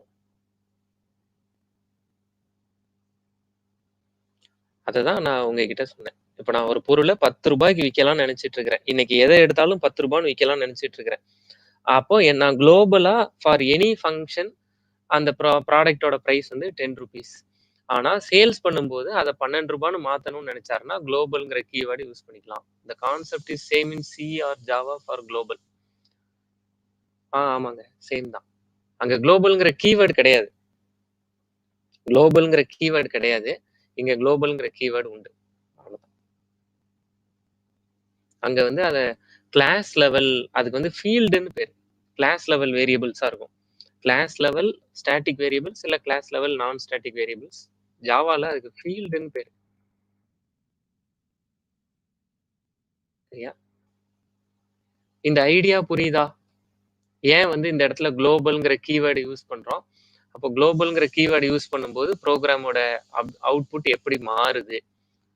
இப்போ என்னோட பிரைஸ் குளோபலாவே ₹10 தான். அப்போ நான் கால்குலேட்டுங்கிறதுக்கு போகும்போது, என்னோட கால்குலேட்டுங்கிற ஃபங்ஷன் மட்டும் இப்ப நான் வந்து இத வந்து ஒரு கால்குலேட்ன்னு வைக்கிறதுக்கு பதிலா, நான் ஒரு 10 பிரான்ச் கடை வச்சிருக்கிறேன்னு வைங்களேன். இப்போ வந்து பிரான்ச் 1 சேல்ஸ் அப்படின்னு நான் வச்சுக்கிறேன் இத.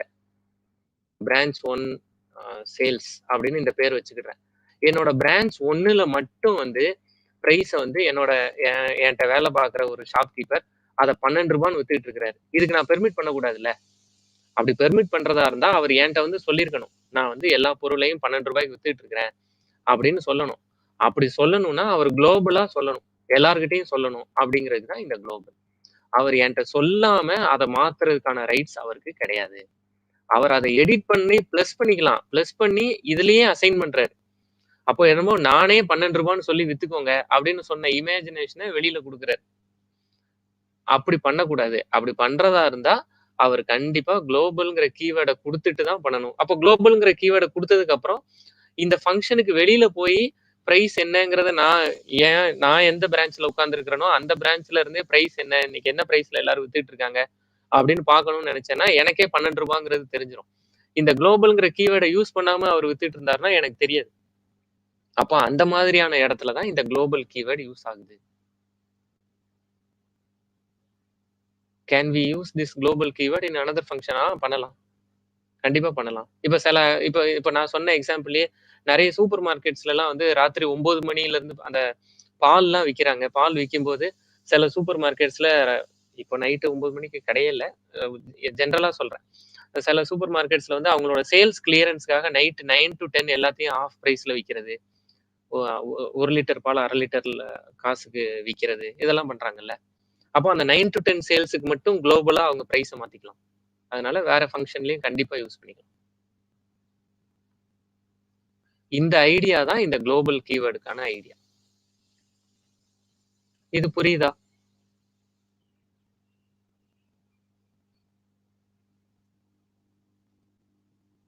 இதுல ஏதாவது சந்தேகம் இருந்தா எனக்கு சொல்லுங்க. புரிஞ்சாலும் சாட்ல சொல்லுங்க. புரியலன்னா கண்டிப்பா சொல்லுங்க. புரிஞ்சாலும் சொல்லுங்க. If declared outside the function of the program is called global. ஆமாங்க. ஏதாவது இதுல சந்தேகம் இருக்கா? அப்படி இல்லன்னா நான் அடுத்த பாயிண்ட் நம்ம டிஸ்கஸ் பண்ணலாம். இதே குளோபல் லோக்கல்ல.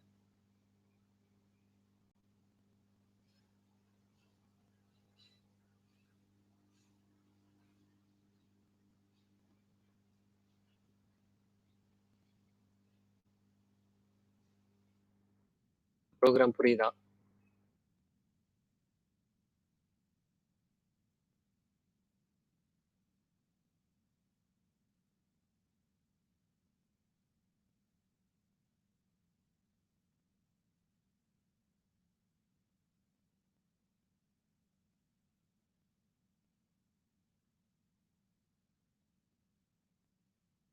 இந்த ப்ரோகிராம்ல இன்னமும் உங்களுக்கு ஏதாவது குழப்பங்கள் இருந்ததுன்னா, இங்க பாருங்க.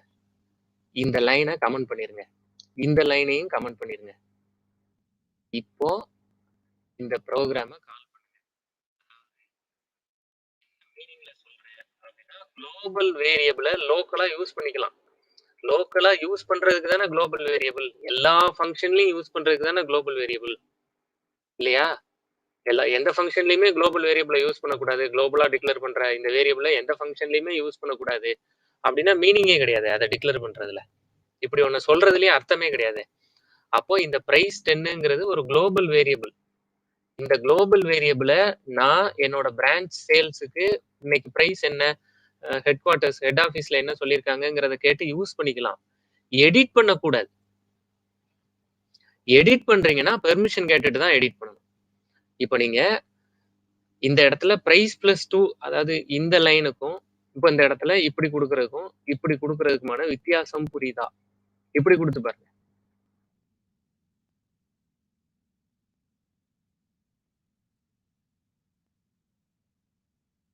பிரிண்ட் ஸ்டேட்மெண்ட்டை இப்படி மாத்தி பாருங்க.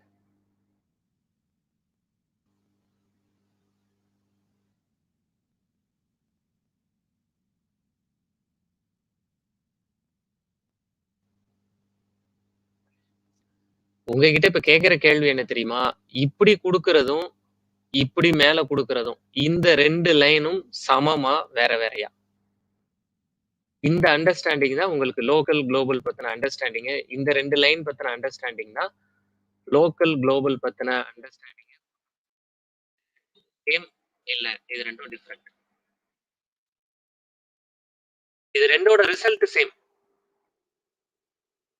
இது 2ஓட ரிசல்ட் சேம். ஆனா இது 2ம் சேம் இல்ல.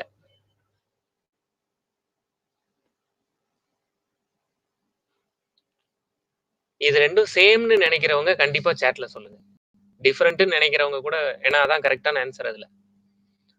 Answer is same but value is not same. ஆமா. சேம்ன்னு நினைக்கிறவங்க கண்டிப்பா சாட்ல ஏன்னா அதுல உங்களுக்கு ஏதோ ஒரு அண்டர்ஸ்டாண்டிங் நான் சரியா குடுக்கல. அப்படி சொல்றவங்க இருக்கீங்கன்னா, கரெக்ட். இவங்க கோகுல் சொல்லியிருக்கிற ஆன்சர பாருங்க. கோகுல், சிவா சொல்லியிருக்கிற ஆன்சர்லாம் பாருங்க. பிரைஸோட வேல்யூ 10 தான். பிரைஸோட வேல்யூ என்னன்னு கேட்டா, பிரைஸோட வேல்யூ இந்த லைன் படி பிரைஸோட வேல்யூ 10 தான். ஆனா பிரிண்ட் பண்றது 10 பிரிண்ட் பண்ணல. அந்த பிரைஸோட ரூ. 2 சேர்த்து 12ன்னு பிரிண்ட் பண்றீங்க. பிரிண்டோட அவுட்புட் தான் 12 தவிர, இந்த லைன் படி பிரைஸோட வேல்யூ 10 தான். ஆனா இந்த வேல்யூவே 12 மாறிடும். இந்த இடத்துல you are editing a global variable. இந்த இடத்துல you are not editing a global variable, you are just adding to for printing along with your global variable. அப்போ குளோபல் வேரியபிளோட மதிப்பு மாறவே இல்லை, அது 10ஆவே தான் இருக்கு. ஆனா அது கூட 2ஐயோ அது கூட 3ஐயோ சேர்த்து வெளியில சொல்றீங்க, அவ்வளவுதான். இன்னைக்கு வந்து உங்க ஆபீஸ்ல என்ன பிரைஸ் சொன்னாங்க? எங்க ஆபீஸ்ல 10 ரூபாய்க்கு தான் விற்க சொன்னாங்க, நான் தான் 12 ரூபாய்க்கு வித்துட்டு இருக்கிறேன் அப்படிங்கிற இடத்துல ரெஸ்பான்சிபிலிட்டி என்னோடது. எங்க ஆபீஸ்லயே 12 ரூபாய்க்கு விற்க சொன்னாங்க அப்படிங்கிற இடத்துல நான் சொல்றது ஃபால்ஸ் இன்ஃபர்மேஷன், தப்பு. அப்ப அதை பண்ணக்கூடாது. அதனாலதான் நீங்க வந்து இதை பண்ணக்கூடாதுன்னு பைத்தான் வந்து உங்களை தடுக்குது. அப்போ இது புரியுதா? இந்த இடத்த இப்படி மாத்தி பார்த்தா புரியும். இது புரிஞ்சிருச்சுன்னா போதும். இப்போ குளோபல் லோக்கலுக்கான கன்க்ளூஷனுக்கு நம்ம வந்துடலாம். It will add just 2 in the output. ஆமா, same results because temporarily added 2 to price value. ஆமா, ரிசல்ட் படி இந்த ரிசல்ட் தான் நம்மளை குழப்புது. ரிசல்ட் ரெண்டுலயும் ஒன்னா தானே வருது அப்படிங்கிற ரிசல்ட் தான் நம்மளை குழப்புது. அதனாலதான் நான் சொல்றேன், இந்த இடத்துல இந்த பிரிண்ட் ஸ்டேட்மெண்ட் பிரிண்ட் பண்ணும்போது 12ன்னு பிரிண்ட் பண்ணுது. பிரிண்ட் பண்ணும்போது 12ன்னு பிரிண்ட் பண்றதுனாலயே பிரைஸ் 12ன்னு அர்த்தம் கிடையாது. பிரைஸ் 10ஆ இருக்கிறதுனாலதான் ஆன்சர் 10 + 2 12ன்னு வருது. இந்த இடத்துல பிரைஸ் 10 தான். ஆனா இந்த இடத்துல பிரைஸே 12ஆ மாறுது. பிரைஸையே 12ஆ மாத்துறதுக்கு அது லோக்கல் வேரியபிளா இருந்தா மாத்தலாம், குளோபல் வேரியபிளா இருந்தா குளோபல் பெர்மிஷன் கேட்டுட்டு தான் மாத்தலாம். அப்போ குளோபலா எப்படி பெர்மிஷன் கேட்கறது? அதுக்குதான் குளோபல் கீவேர்ட். குளோபலா பெர்மிஷன் கேட்டுட்டு நான் பிரைஸ 12ன்னு மாத்துறேன், ஒரு பிரச்சனையும் இல்ல, மாத்திக்கோங்க அப்படின்னு சொல்லிடுவாங்க. இது புரியுதா? இதுதான் இந்த குளோபல் கீவேர்டோட யூசேஜ். கற்பகம், உங்களுக்கு புரியுதா? இல்ல இன்னும் கன்ஃபியூஸ் பண்ணி விட்டனா?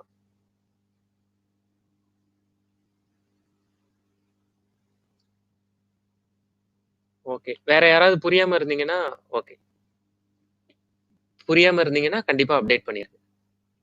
சரி, அப்போ நம்ம இன்னைக்கு பார்த்திருக்கிறது குளோபல் கீவேர்டு பத்தி பார்த்திருக்கிறோமா? இப்போ கடைசியா இன்னொரு ஒரே ஒரு ப்ரோக்ராம் பார்த்துருவோம்.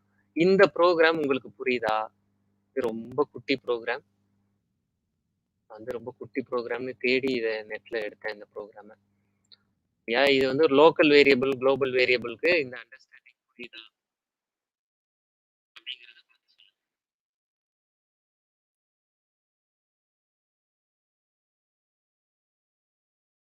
நம்ம கிட்ட 2 வேரியபிள் இருக்கு, ஒன்னு லோக்கல் ஒன்னு குளோபல்.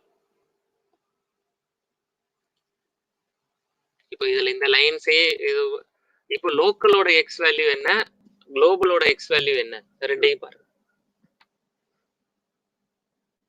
இப்போ நம்ம கிட்ட இருக்கிறது 2 வேரியபிள், 2 வேரியபிளும் சேம் நேம்ல இருக்கு.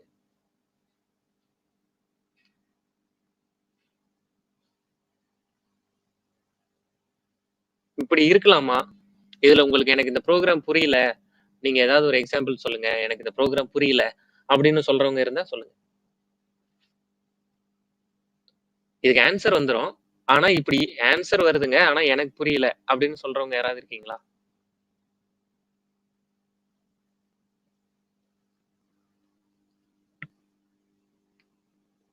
இதோட அவுட்புட் பார்த்து சொல்றீங்களா?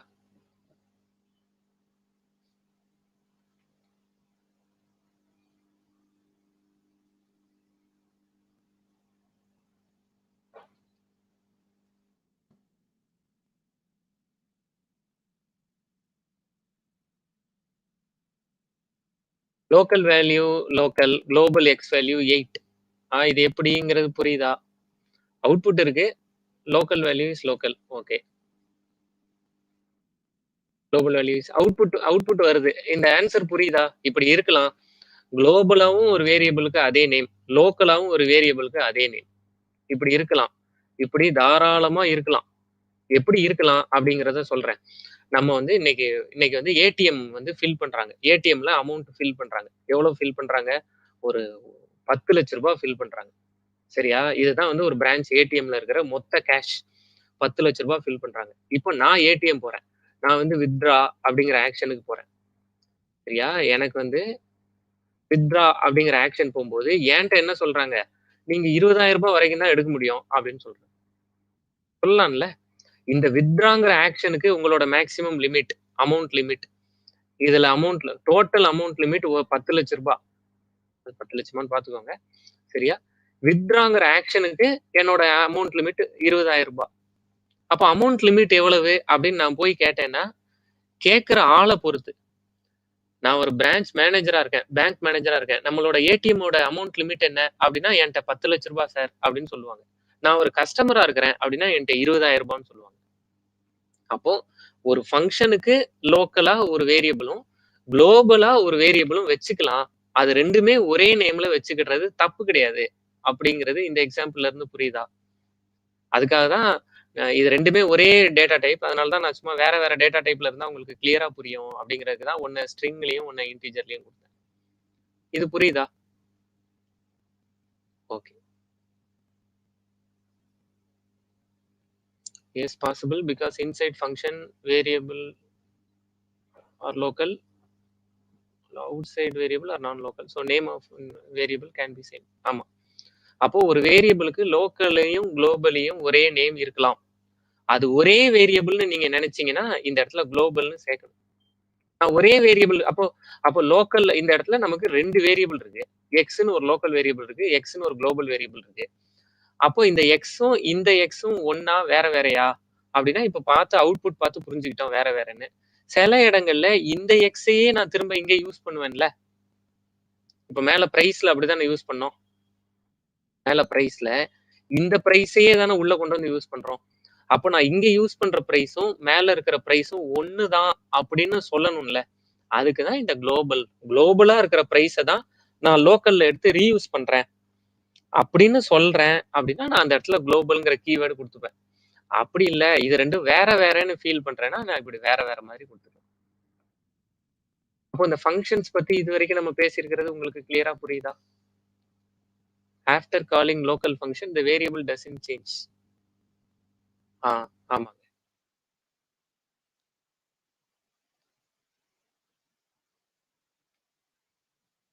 ஃபைன். அப்ப நம்ம இன்னைக்கு பேசியிருக்கிறதுல ஃபங்ஷன்னா என்ன? ஃபங்ஷன்ல ஆர்குமெண்ட்னா என்ன? லோக்கல் வேரியபிள்னா என்ன? குளோபல் வேரியபிள்னா என்ன? இன்னைக்கு சில கீவேர்ட்ஸ்லாம் டிஃப் அப்படிங்கிற கீவேர்ட் தெரிஞ்சு வச்சிருக்கிறோம். குளோபல் அப்படிங்கிற கீவேர்ட் தெரிஞ்சு வச்சிருக்கிறோம். இதெல்லாம் கொஞ்சம் ரீவிசிட் பண்ணி என்ன ஐடியா அப்படிங்கிறத தெரிஞ்சு வச்சுக்கோங்க. அப்ப நாளைக்கு நீங்க வர்றதுக்கு முன்னாடி உங்களுக்கு இந்த டிஃபரன்சஸ்லாம் தெரியணும். லோக்கல் வேரியபிள்னா என்ன? குளோபல் வேரியபிள்னா என்ன? ஃபங்ஷனை எப்படி டிஃபைன் பண்றது? ஃபங்ஷன்ல இருந்து வேல்யூ ரிட்டர்ன் ஆகுறதுனா என்ன? அந்த ரிட்டர்ன் மட்டும் புரியலன்னா கூட நான் நாளைக்கு திரும்பவும் நான் சொல்றேன். அப்போ இதையெல்லாம் பார்த்துட்டு வந்துட முடியுமா? நாளைக்கு டாபிக் ஃபங்ஷன்ஸ்க்கு அப்புறம் நான் இன்னைக்கே ஃபைல் ஹேண்ட்லிங்லாம் பார்க்கலாம் அப்படிங்கிற பிளான்ல இங்க பாருங்க நான் அதெல்லாம் நோட் பண்ணி வச்சிருந்தேன் கீழ. இதுக்கப்புறமா வந்து ஃபங்ஷன்ஸ் பார்த்துட்டு ஃபைல் ஹேண்ட்லிங்லாம் பார்க்கலாம் அப்படிங்கிறதா என்னோட பிளான். இதுக்கப்புறம் நம்மளோட பிளான் ஃபைல் ஹேண்ட்லிங், எக்ஸெப்ஷன், அதாவது ஃபைல் ரீடிங், ரைட்டிங் இந்த மாதிரி ஃபைல் ஹேண்ட்லிங் ஆக்ஷன்ஸ்லாம் பண்றது. அதுல எப்படி எக்ஸெப்ஷன்ஸ்லாம் ஹேண்டில் பண்றதுங்கிறத பார்க்கறது, பேரலலா ஊப்ஸ் பார்க்கறது, இது எல்லாத்தையும் சேர்த்து ஒரு டிபி கனெக்ட் பண்ணி ஒரு ப்ராஜெக்ட் பண்றது. கேன் வி ப்ரொவைட் இதாங்க இந்த வீக் பிளான். இந்த வீக் பிளானே வந்து இந்த வீக் எண்டுக்குள்ள நம்ம ஒரு ப்ராஜெக்ட்டுக்கு என்ட்ரி ஆயிரணும் அப்படிங்கிறது தான் வீக் பிளான். நான் லாஸ்ட் வீக்கே இந்த டாபிக் எல்லாம் வந்து ஆரம்பிக்கணும்னு நினைச்சேன். இந்த வீக் கண்டிப்பா நம்ம வந்து அதை முடிச்சிடலாம். இன்னைக்கு மண்டே இல்லையா? இந்த வீக் ஃப்ரைடே, சாட்டர்டேக்குள்ள நம்ம வந்து ஒரு நம்மளோட செஷன் ஒரு ப்ராஜெக்டோட முடியணும். அதுக்கு இந்த வீக்குக்குள்ள நம்ம ஒர்க் அவுட் பண்ணிடணும். சரியா? என்ன கொஸ்டின் கேட்குறாங்க? Here x is used as global variable and local variable. Right, copy பண்ணிக்கிறேன். இவங்க ஒரு டவுட் கேட்டிருக்கிறாங்க. என்ன கேட்டிருக்கிறாங்க? Here x is used as global variable. ஆமா. And local variable. ஆமா. Both are different. ஆமா. Different memory gets allocated to each x. ஆமா. நல்ல கொஸ்டின். நீங்களே ஐடின்னு கொடுத்து பாருங்களேன். இப்போ நமக்கு மெமரியில தானே யோசனையா இருக்கு. இந்த இடத்துல ஐடி ஆஃப் எக்ஸ்ன்னு கொடுத்தா இதோட மெமரி என்ன, ஐடி ஆஃப் எக்ஸ்ன்னு குளோபல் வேரியபிள்ல கொடுத்தா அதோட மெமரி என்னங்கிறது நமக்கு தெரிஞ்சிருக்கும்ல. நல்ல டவுட். கொடுத்து பாருங்க, அதுக்கான ஆன்சர் கிடைச்சிடும். அப்போ நம்ம நாளைக்கு இதை கண்டினியூ பண்ணுவோம். சரியா? ஒருவேளை உங்களுக்கு இன்னைக்கு ஏதாவது கஷ்டங்கள் இருந்ததுன்னா இது இதே மாதிரி தான் இந்த டாபிக்லாம் இனிமேல் வர டாபிக்லாம் போகும் அப்படின்னு நினைச்சுக்காதீங்க. நான் கூட ஏதாவது 1, 2 தப்பு பண்ணியிருக்கலாம். அதனால உங்களுக்கு புரியற வைக்கிறதுல நான் கொஞ்சம் இந்த கஷ்டமே கண்டினியூ ஆகும் அப்படின்லாம் ஃபீல் பண்ணிக்காதீங்க. ஃபைல் ரீடிங்லாம் பைத்தான்ல வந்து இங்கிலீஷை விட ஈஸியா இருக்கும். ரொம்ப ஜாலியா இருக்கும். டக்கு டக்குன்னு பார்த்துட்டு போயிட்டே இருக்கலாம். சரியா? நம்ம நாளைக்கு செஷன்ல பார்ப்போம். Thank you.